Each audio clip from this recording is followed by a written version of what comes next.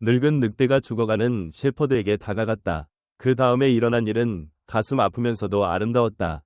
한겨울에 얼어붙은 숲속 깊은 곳에서 전투로 상처 입은 셰퍼드가 버려지고 망가진 채로 죽어가고 있었다. 눈이 그의 몸 위로 조용히 내려앉으며 힘이 빠져갔다. 그러다 나무 사이로 그림자가 움직였다. 인간이 아니었다. 도움도 아니었다. 그것은 홀로 있는 늙은 늑대였다. 그리고 이어진 일은 누구도 예측할 수 없는 것이었다. 생존이 잔혹하고 자비가 드문 세상에서 이 순간은 종의 연결, 충성, 그리고 더 깊은 것, 영혼의 공감에 대한 당신의 시각을 바꿀 것이다. 이야기를 시작하기 전에 채널을 구독하고 이 영상에 좋아요를 누르며 알림을 켜주세요. 그러면 용기, 연민, 그리고 말로 표현할 수 없는 유대에 대한 또 다른 강렬한 이야기들을 절대 놓치지 않을 것입니다. 바람이 소나무 사이로 경고처럼 울부짖었다. 눈송이가 느린 나선으로 내려와 숲을 하얀 침묵으로 덮었다. 태양이 거의 닿지 않는 좁은 계곡의 비탈 아래 셰퍼드 민슈가 꼼짝없이 누워 있었다. 그의 몸은 얼음과 피로 뒤덮여 있었다.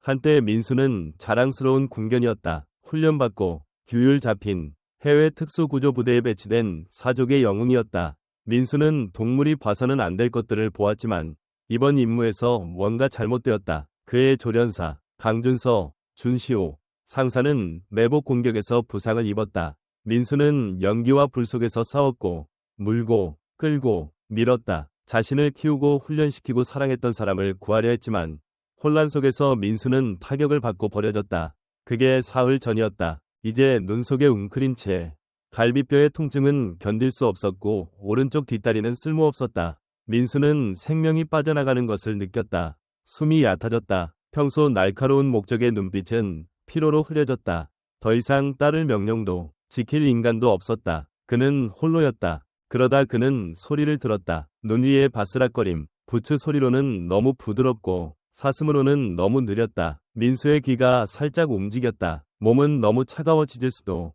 으르렁거릴 수도 없었다. 나무 사이로 그림자가 나타났다. 거대했고 털은 나이로 은빛이었으며 호박색 눈은 차분하고 읽을 수 없었다.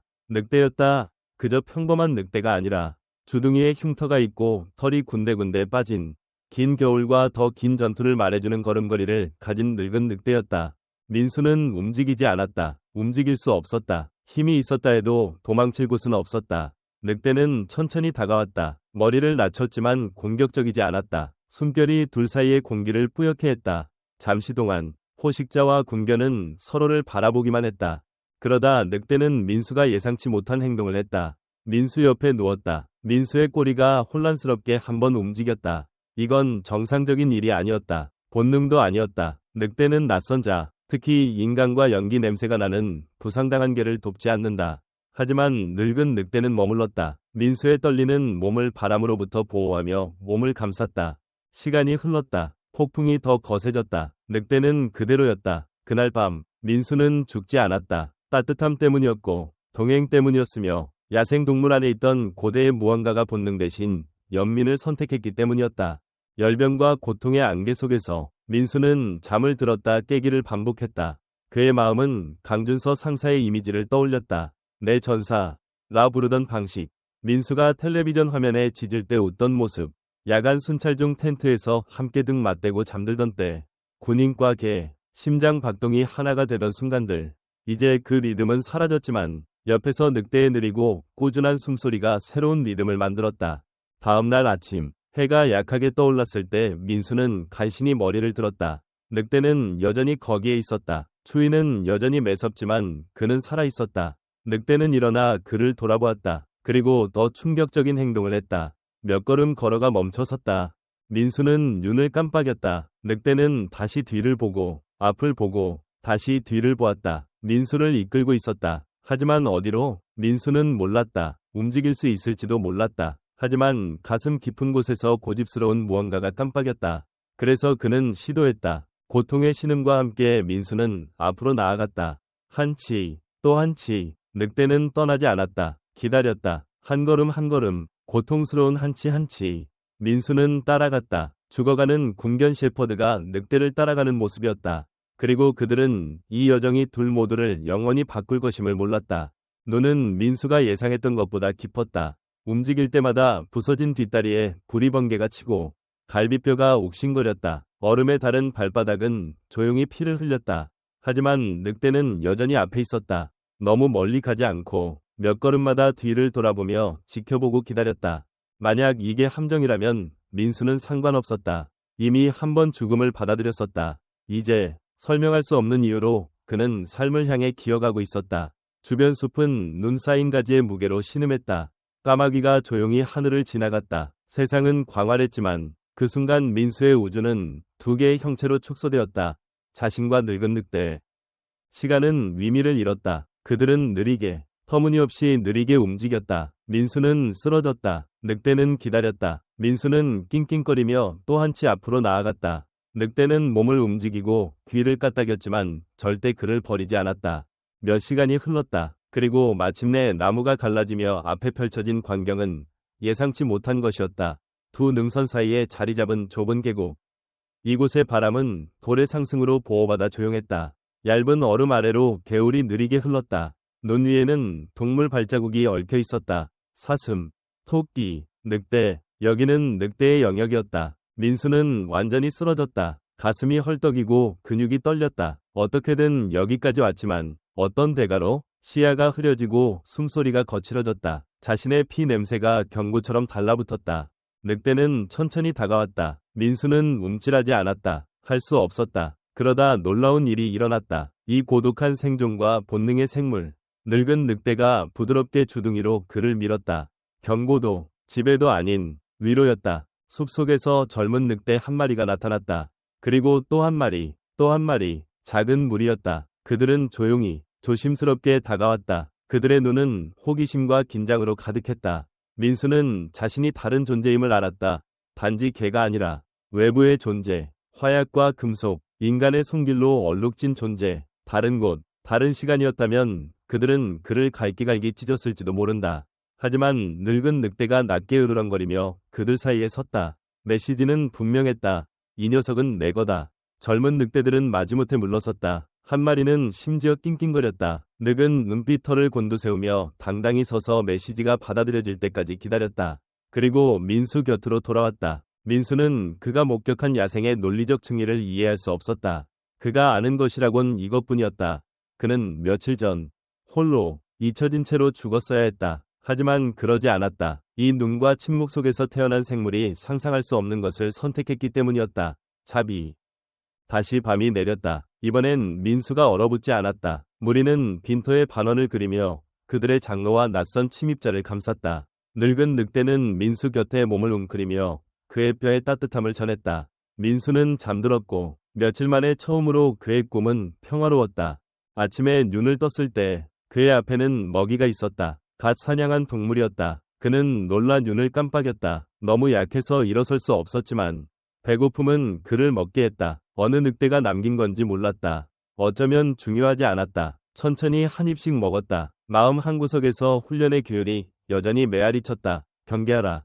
관찰하라. 야생동물을 믿지 마라. 하지만 여기선 그 규칙이 적용되지 않았다. 여기서 그는 군인이 아니었다. 생존하려는 생물일 뿐이었다. 그리고 그 순간 종종 두렵고 오해받는 야생이 그를 품에 안았다. 그가 몰랐던 것은 새로운 위협이 다가오고 있다는 것이었다. 늑대나 눈이 아니라 그를 버린 인간들로부터였다. 그리고 곧 그가 찾은 깨지기 쉬운 평화는 다시 산산조각 날 것이었다. 계곡에서의 세 번째 아침은 조용히 시작되었다. 바람이 잦아들고 하늘이 맑아지며 산은 부드러운 금빛으로 물들었다. 민수는 천천히 눈을 떴다. 오늘은 몸이 덜 아팠다. 발바닥에 출혈이 멈췄다. 다리는 여전히 축 늘어졌지만 갈비뼈에 찌르는 통증 없이 숨을 쉴 수 있었다. 늑은 이미 깨어 개울 근처에 서서 나무 라인을 감시하듯 지켜보고 있었다.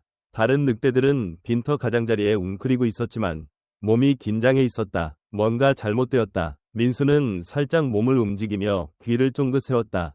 그리고 소리를 들었다. 쿵, 쿵, 멈춤, 쿵, 부츠 소리였다. 그 소리는 유리를 뚫는 총알처럼 침묵을 꿰뚫었다. 민수의 본능이 깨어났다. 숨이 목에 걸리고 귀가 뒤로 젖혀졌다. 몸의 모든 세포가 같은 것을 외쳤다. 위험.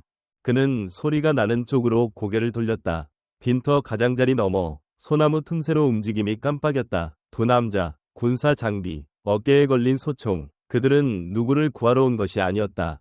추적하고 있었다. 민수는 그 자세, 그 속도, 그 차가운 정밀함을 알았다. 더 나쁜 것은 그들의 어깨 패치를 알아보았다는 점이다.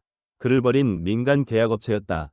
번쩍 떠오른 기억, 진흙 속에 누운 강준서 상사, 조끼에 스며드는 피, 총격, 후퇴 명령, 헬리콥터가 그들 없이 이륙하던 순간 민수는 남아서 싸웠고 쓰러질 때까지 싸웠다. 그리고 그들은 그를 죽게 내버려뒀다. 이제 그들이 돌아왔다. 뭔가를 혹은 누군가를 찾으러, 아마 정리 작업, 아마 미완의 일을 끝내러. 늑은 낮게 으르렁거리며 척추를 따라 털이 곤두섰다. 나머지 무리는 긴장을 느끼며 움직였지만 민수처럼 인간의 잔혹함을 이해하지 못했다. 그는 마을이 폐허로 변하는 것을 보았다. 드론 이후에 침묵을 들었다. 모든 인간이 신뢰할 만하지 않으며 이들은 좋은 부류가 아니라는 것을 배웠다. 민수는 이를 악물고 일어서려 애썼다. 몸이 떨렸지만 밀고 나갔다. 늑대들이 그들에게 가까이 가게 할 수 없었다. 그들이 표적이 되게 할 수 없었다. 하지만 야생생물에게 어떻게 경고하나? 언어를 공유하지 않는 가족을 어떻게 보호하나? 답은 생각 없이 나왔다. 민수는 짖었다. 날카롭고 명령적인 짖음. 단 한 번, 모든 머리가 돌아갔다. 늑대들은 얼어붙었다. 계약업체들도 멈췄다. 그리고 그들은 그를 보았다. 맙소사. 한 명이 중얼거렸다. 저게 그 군견이야? 그래. 다른 이가 말했다. 아직 살아있어. 이전 명령과 동일. 목격자 없애. 민수는 더 크게 짖었다. 늑대들은 연기처럼 숲으로 흩어졌다. 하지만 늙은 늑대는 머물렀다. 움직이지 않고 도망치지 않았다. 민수 곁에 서서 두 남자를 노려보았다. 마치 그들이 무엇인지 정확히 이해한 듯. 위협. 민수는 늑대 앞에 몸을 낮추며 보호하듯 섰다. 숨 쉴 때마다 아팠지만 아드레날린이 두려움을 마비시켰다. 그는 군인을 지키듯 이 생물을 지킬 것이다. 이제 이들은 그의 무리였다. 첫 번째 총성이 날카롭고 잔혹하게 울렸다. 그들 옆에 나무를 맞춰 껍질이 공기 중으로 튀었다. 늑은 으르렁거렸다. 민수는 사람들을 향해 돌진하지 않았다. 그럴 힘이 없었다. 대신 개울로 뛰어들어 그들의 주의를 끌었다. 그의 몸은 눈을 뚫고 백색 소용돌이를 일으키며 그들의 초점을 바꾸게 했다.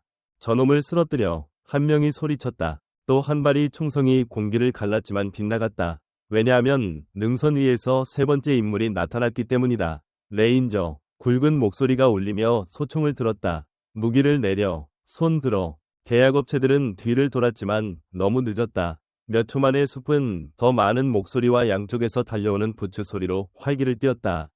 민수의 원래 임무에서 희미한 조난 신호를 며칠 전 감지한 야생동물 보호팀이 마침내 그를 찾았다. 총을 뽑아 계약업체들을 포위했다. 그리고 그렇게 모든 것이 끝났다. 민수는 개울 옆에 쓰러져 거칠게 헐떡였다. 심장이 총성보다 더 크게 뛰었다. 늑은 그의 곁에 서서 이번엔 민수의 이마를 단단히 한번 핥았다. 마치 경례처럼. 레인저가 민수 곁으로 달려와 연민의 눈으로 무릎을 꿇었다. 믿을 수 없어. 그가 속삭였다. 너 추락 현장에서 나온 그 녀석이야. 살아남았구나. 민수는 눈을 깜빡였다. 고통과 피로 뒤에 더 깊은 무언가가 있었다. 메시지. 그는 혼자 살아남은 것이 아니었다. 그리고 이제 혼자 떠나는 것도 아니었다. 레인저의 이름은 이태현, 태현이었다. 30대 후반의 조용한 남자. 부드러운 눈과 겁먹은 생물을 달래는데 익숙한 느리고 신중한 말투를 가졌다. 민수 옆에 쪼그려 앉아 그는 즉시 손을 뻗지 않았다. 대신 숨을 고르게 하며 지켜보았다. 지옥을 겪었구나. 이태현이 속삭였다. 민수의 몸이 떨렸다. 근육이 피로로 비명을 질렀다. 하지만 이태현이 손을 내밀자 손바닥을 펴고 가만히. 민수는 움찔하지 않았다. 으르렁거리지 않았다. 조용히 주둥이를 그의 손에 얹었다. 말없는 수용이었다. 그들 뒤에서 야생동물 보호팀은 두 명이 무장 계약업체를 제압했다. 왜 그들이 군견을 추적했는지 묻는 이는 없었다. 아직은. 지금 모두는 눈 속의 기적에 집중했다. 들것 가져와. 이태현이 어깨 너머로 외쳤다. 하지만 팀이 다가오자 다른 것이 그의 주의를 끌었다. 늑대. 몇 피트 떨어진 곳에 은빛으로 조용히 서서 날카로운 호박색 눈으로 모든 것을 지켜보고 있었다. 그는 도망치지 않았다. 이태현은 놀라 바라보았다. 저 녀석 안 도망쳐. 한 레인저가 마취총을 들었다. 쏠까요? 이태현은 재빨리 일어나 손을 들었다. 안 돼. 절대 안 돼. 하지만 저건 성체 알파야. 걔를 공격하지 않았어. 이태현이 말했다. 저 녀석이 민수를 구했어. 침묵이 흘렀다. 다른 이들은 확신이 없었다. 늑대가 셰퍼드를 보호하다니? 들어본 적 없는 일이었다. 하지만 이태연은 늑대가 민수를 지키는 모습에서 원초적이고 고대의 무언가를 보았다. 위협이 아니야. 그가 말했다. 이 이야기의 일부야. 늑대는 이태연을 한참 더 바라보다가 소리 없이 나무 사이로 사라졌다. 갔지만 잊히지 않았다. 민수의 시선은 그가 사라질 때까지 따라갔다. 그는 낑낑거리거나 짖지 않았다. 그는 알았다. 무리가 그에게 살 기회를 주었고 이제 놓아줄 시간이었다. 팀은 빠르게 움직였다. 민수를 들것에 싣고 보온 담요로 감싸 레인저 차량에 실었다. 이태연은 옆에 올라타 그의 옆구리에 부드럽게 손을 얹었다. 이제 괜찮을 거야, 친구. 그가 부드럽게 말했다. 민수는 눈을 감았다. 며칠 만에 처음으로 그는 안전하다는 것을 알았다. 야생동물 보호소는 작지만 효율적이었다. 강원도의 깊은 산속에 자리 잡아 퓨마, 곰, 부상당한 늑대를 구조했지만 군견은 처음이었다. 수의사들은 밤새 일했다. 부러진 다리, 갈라진 갈비뼈, 두 발이 동상, 영양실조, 탈수, 그리고 원래 매복에서 엉덩이 근처에 박힌 파편. 이게가 누구든 수석 수의사가 말했다. 생존자야. 이태연은 몇 시간 동안 그의 곁을 지켰다. 집에 가지 않고 잠도 자지 않았다. 아이디 칩을 읽고 군에 연락하고 보고서를 작성했다. 하지만 몇 분마다 민수 곁으로 돌아와 그에게 말을 걸었다. 숲에 대해. 작년에 세상을 떠난 그의 늙은 개별이 스타에 대해. 때로는 문명이 결코 할 수 없는 방식으로 야생이 우리를 구한다는 것에 대해. 민수는 천천히 회복되기 시작했다. 하지만 그의 내면은 변했다. 신체적으로뿐만 아니라 영적으로. 그는 더 이상 군인처럼 행동하지 않았다. 다른 개들처럼 짖거나 명령에 반응하지 않았다. 그는 존재, 고요함, 따뜻함에 반응했다. 이태연이 근처에 있을 때만 잠을 잤다. 누군가 부드럽게 말할 때만 밥을 먹었다. 그는 다시 신뢰하는 법을 배우고 있었다. 회복 일주일째, 간호사가 이태연에게 아무도 감히 묻지 않았던 질문을 했다. 완전히 나으면 어떻게 되나요? 이태연은 멈칫했다. 군은 아마 그를 돌려받고 싶을 것이다.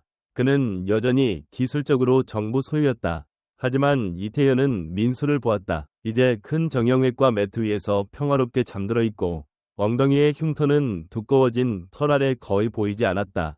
그리고 그는 말했다. 다시 돌아가지 않을 거야. 너무 망가졌잖아요. 아니, 이태연이 속삭였다. 너무 소중해. 민수는 야생에 의해 변했다. 훈련 매뉴얼로는 설명할 수 없는 무언가에 의해 구원받았다. 그리고 이태연은 직감으로 알았다. 이 개는 더 이상 울타리 뒤나 전선에 속하지 않았다. 그는 침묵을 이해하는 누군가, 망가졌다고 해서 끝난 것이 아니라 새로운 이야기를 시작하는 것임을 아는 누군가와 함께해야 했다. 그리고 이태연은 그 이야기의 일부가 될 준비가 되어 있었다. 하지만 다음 날 아침, 보호소에 예상치 못한 것이 도착했다. 군에서 온 편지, 그리고 민수를 다시 데려가겠다는 결정. 봉투는 민수의 크레이트 옆 책상에 열리지 않은 채 놓여 있었다. 이태연은 손을 주머니에 찔러 넣고 배를 조이며 그것을 바라보았다. 상단에는 미군 공식 인장이 찍혀 있었다.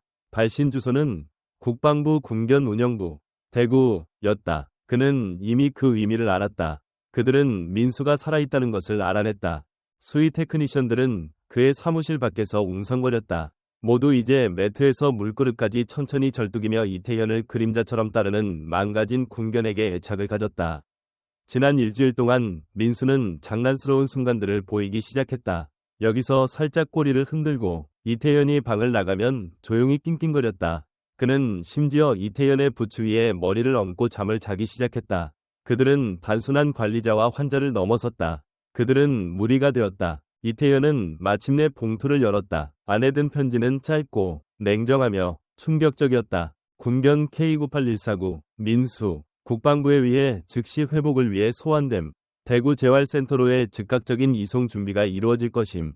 동물을 48시간 이내에 운송 준비하시오. 이에 따르지 않을 경우 연방자산 보유 정책에 따라 법적 조치가 취해질 것임.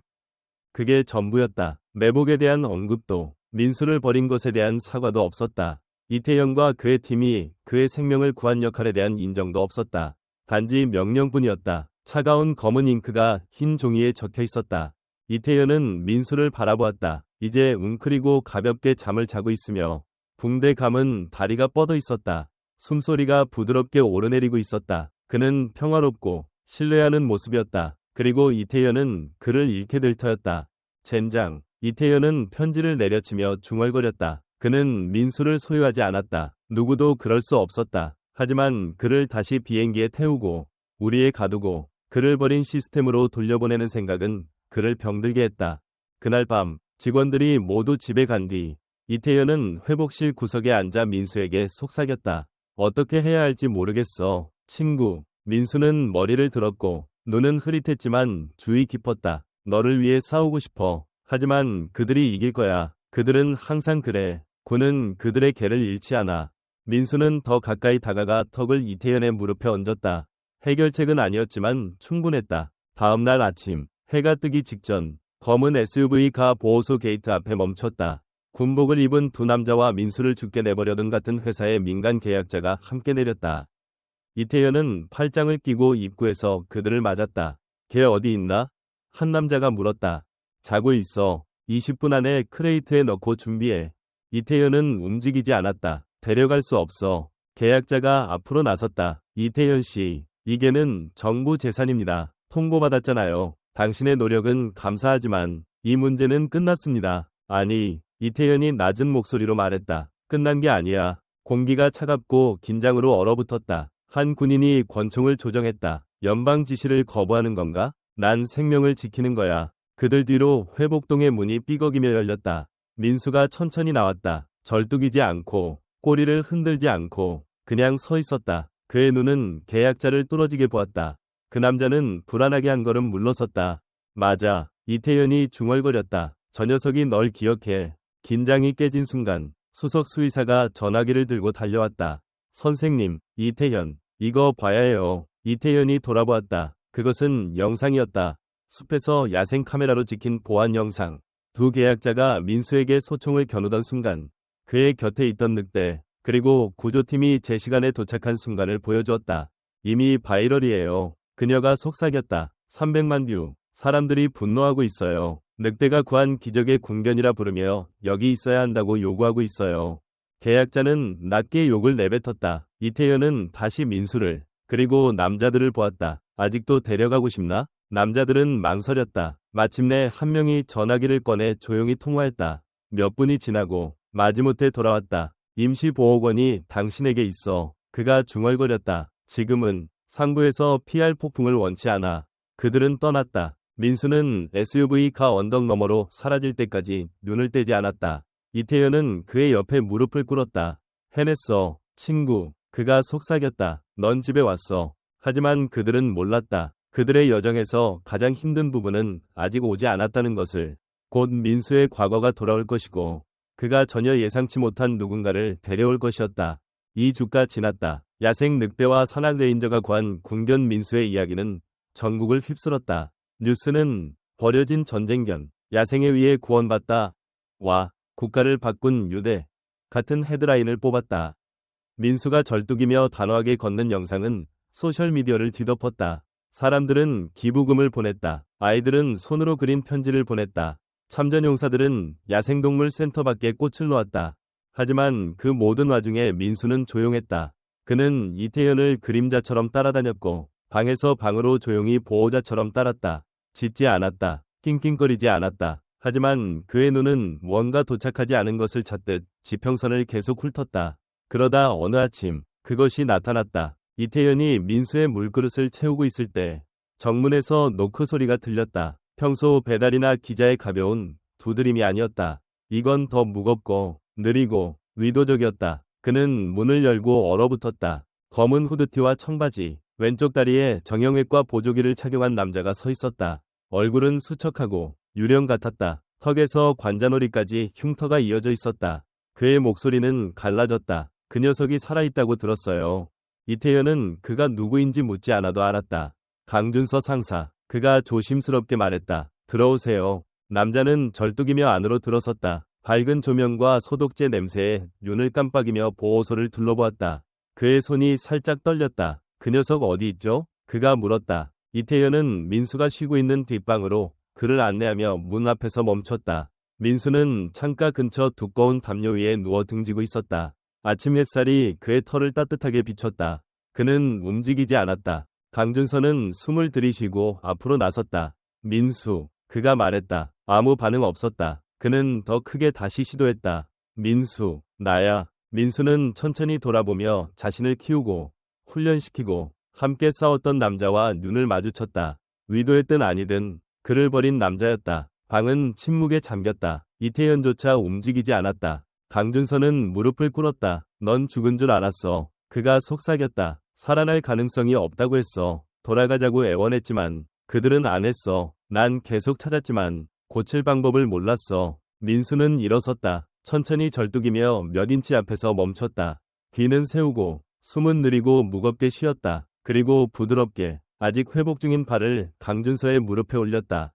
강준서는 흐느끼며 민수의 목에 얼굴을 묻었다. 미안해, 친구. 정말 미안해. 이태현은 그들에게 공간을 주며 물러섰다. 몇 분 동안 사람과 개는 조용히 꼼짝 않고 슬픔과 사랑과 죄책감으로 제외했다. 나중에 야외 울타리 안에 함께 앉아 강준서는 모든 것을 설명했다.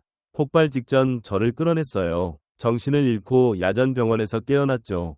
군견 부대는 사망 확인됐다고 했어요. 몇 달 동안 걸을 수 없었어요.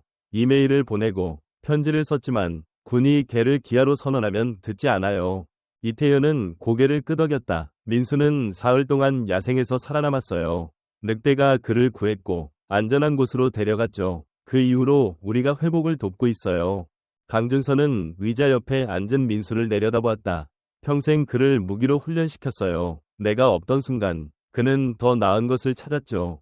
이태현은 희미하게 미소 지었다. 더 야생적인 걸 찾았죠. 더 낫거나 나쁜 게 아니라 그냥 다른 거예요. 강준서는 떨리는 목소리로 올려다보았다. 집에 데려갈 수 있을까요? 이태현은 즉시 대답하지 않았다. 그는 민수를 보았다. 강준서도 그랬다. 민수는 그들 사이를 돌아보며 자신을 다른 방식으로 만들어준 두 남자를 보았다. 한 명은 그를 군인으로, 다른 한 명은 생존자로 만들었다. 그리고 민수는 앞으로 걸어나갔다. 과거도 미래도 아닌 부드럽게 그들 사이에 앉아 몸으로 둘 다 닿았다. 그것은 선택이었다. 그는 더 이상 재산이 아니었다. 도구나 트로피도 아니었다. 그는 영혼이었고 자신의 자리를 얻은 존재였다. 강준서의 눈에 다시 눈물이 차올랐다. 우리가 나눠 가지는 거죠? 이태현은 고개를 끄덕였다. 그의 리드를 따라가는 거야. 그리고 몇 년 만에 처음으로 민수는 두 사람의 부추 위에 머리를 얹고 누웠다. 두 세계를 잇는 달이었다. 때로는 용서가 말이 아니라 존재로 온다는 것을 상기시키는 존재였다. 하지만 모든 것이 마침내 온전해진 듯 보였을 때 늙은 늑대가 돌아왔다. 그는 새벽에 나타났다. 은빛 털에 흉터가 있는 늙은 늑대가 보호소 울타리 바로 바깥 빈터에 조용히 들어섰다. 민수가 먼저 그를 보았다. 그는 매트에서 천천히 일어나 창으로 절뚝이며 다가가 유리를 통해 바라보았다. 이태현은 조용한 경외감으로 따라갔다. 늑대는 더 가까이 오지 않았다. 그럴 필요가 없었다. 그는 그저 서서 민수와 눈을 마주쳤다. 아침 햇살이 그의 낡은 몸에 후광을 드리웠다. 재회는 아니었다. 작별이었다. 민수는 머리를 들었다. 짖거나 낑낑거리지 않고 단지 이해했다. 그는 유리에 코를 댔다. 그리고 길고 고요한 순간 후 늑대는 돌아서 나무 사이로 걸어가 사라졌다. 그것이 그를 마지막으로 본 순간이었다. 하지만 민수는 슬퍼하지 않았다. 그는 이태현의 발치에 누워 차분하고 완전했다. 그는 전쟁에서 벗어나 가족을 찾았고 진정으로 사람뿐 아니라 세상에 위해 보여졌다. 이 이야기가 당신의 마음을 울렸다면 채널을 구독하고 좋아요를 남겨주세요. 두 번째 기회와 사랑이 조용히 강렬하게 찾아오는 방식의 믿음을 가진 누군가와 공유하세요.